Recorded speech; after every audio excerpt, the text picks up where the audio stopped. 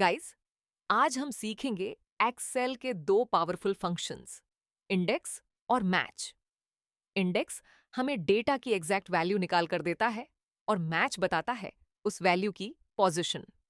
और जब numeric lookup करना हो तो एक यूज होता है और एग्जैक्ट मैच के लिए 0। इन दोनों को कंबाइन करके हम डायनामिक और फ्लेक्सिबल लुकअप्स बना सकते हैं जो वी लुकअप से भी ज्यादा पावरफुल होते हैं। मेरे पास एक सेल्स डेटा टेबल है।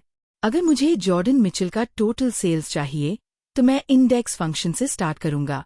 इंडेक्स बताता है कि किस कॉलम से वैल्यू रिटर्न करनी है। रो नंबर के लिए मैं इंडेक्स के अंदर मैच फंक्शन यूज करूंगा। मैच ह्यूम बताता है कि जॉर्डन मिचेल किस रो पे है। फॉर्मूला है = index F4 F15 match Jordan Mitchell A4 A15 0।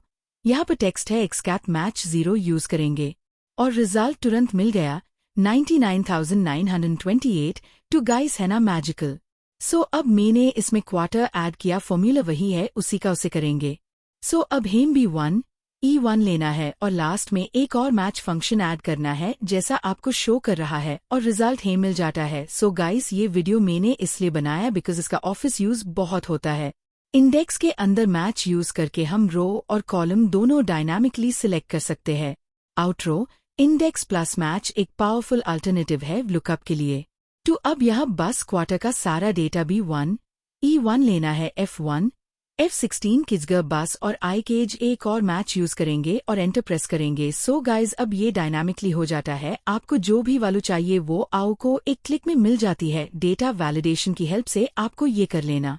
यहाँ कॉलम ऑर्डर फिक्स नहीं होता और हम रो और कॉलम दोनों फ्लेक्सिबल तरीके से चूज कर सकते हैं। इसे डेटा लुकअप और भी इजी और डायनामिक हो जाता है।